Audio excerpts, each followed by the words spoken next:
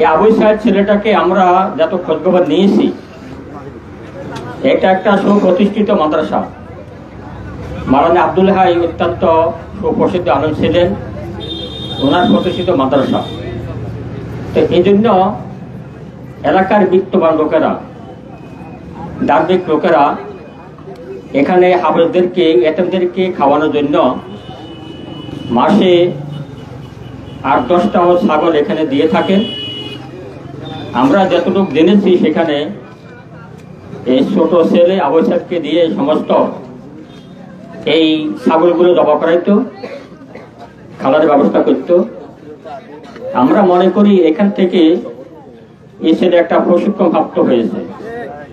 1টা 2টা 4টা 5টা 10টা ছাগল জবা করতে করতে তার অবশ্যই অন্তরে অনেকগুলো মায়ার বান্ধব উঠে গেছে।